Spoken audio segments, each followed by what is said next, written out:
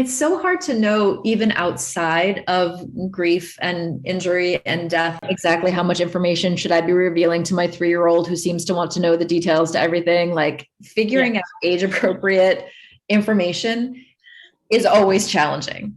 So the Dougie Center they're amazing. They're headquartered in Oregon, but they're all around the world. And they have a lot of resources for grief and grieving families.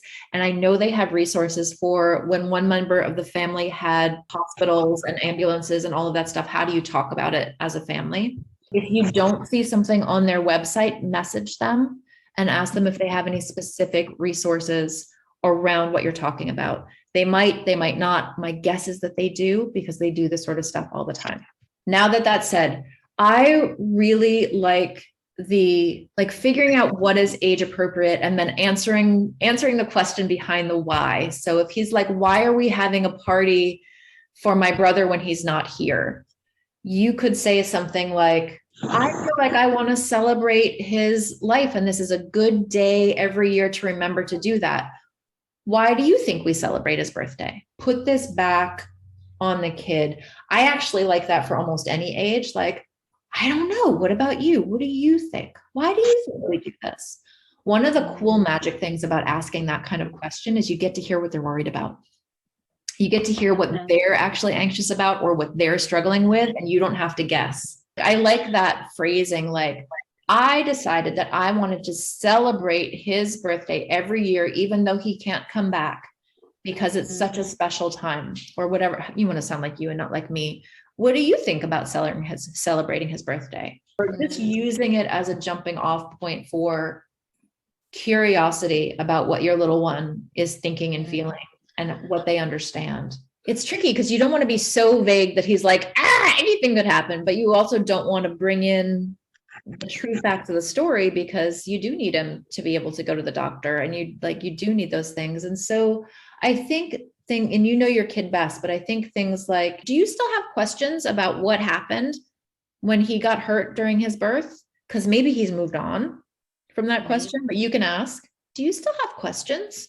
So you can say, it was really complicated, but there was an accident. And of course, I don't know the details of what happened, so I'm just making some really rough things here, but like, there was an accident, and sometimes I'm not sure how to talk about what happened. Do you have specific might be too big of a word, but do you have specific questions about what happened?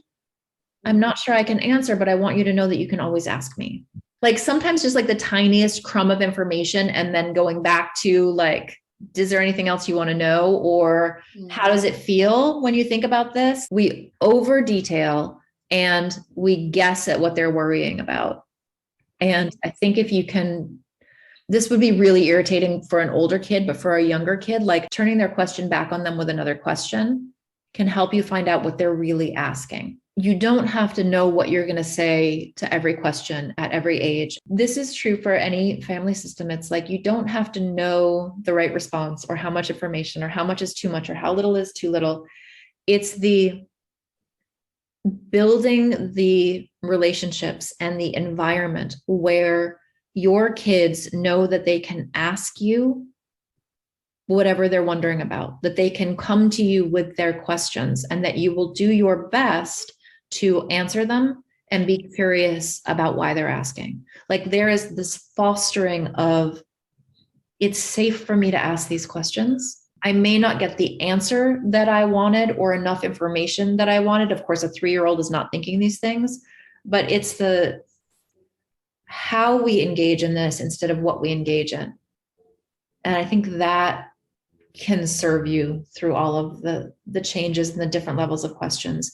So that, and like checking with the Dougie Center, because I bet that they are far more articulate and might even have more actionable, here are phrases you can say, because they focus on families and kids so much. There's a lot in there. And you know, you're right that how you respond to questions about a medical trauma, kids imprint, and you want to do the best you can to foster an environment where he can not get terribly afraid of the medical establishment, but also feel like he can ask questions about it or tell you that he's scared when he is scared.